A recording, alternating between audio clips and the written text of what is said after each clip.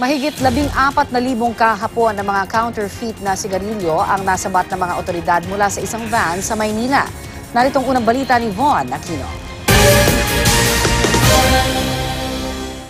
Sa tulong ng ASEP, natunto ng mga tauhan ng MPD Station 1 sa Kapulong Street sa Tondo, Maynila ang isang van na nagbabiyahe ng mga counterfeit na sigarilyo. Nang inspeksyonin ng mga pulis, tumambad ang 29 na kahon na naglalaman sa kabuuan ng 14,500 packs o kaha ng sigarilyo.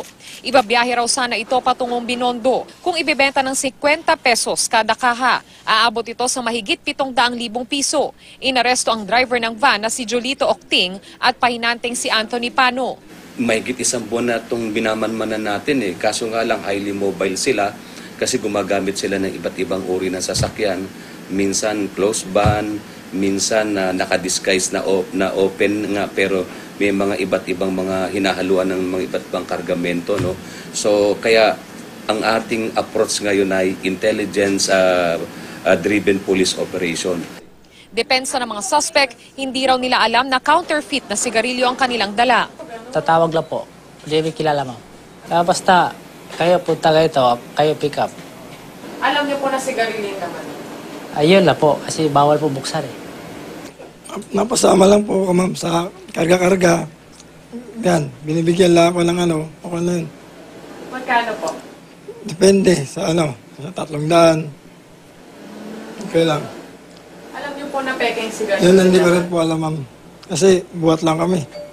Mismo ang mga kinatawan ng dalawang kumpanya ng ginayang sigarilyo ang kumumpirmang counterfeit ang mga ito.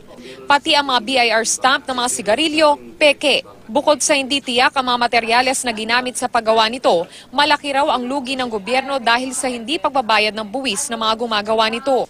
Paalala ng mga otoridad sa mga retailers, tiyaking sa lehitimong supplier bumili ng mga produkto. Dito lang to sa Maynila.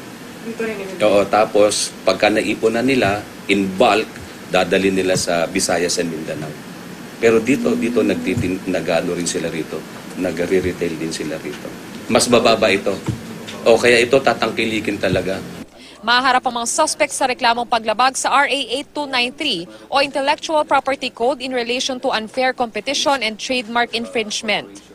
Ito ang unang balita sa Maynila, Von Aquino reporting.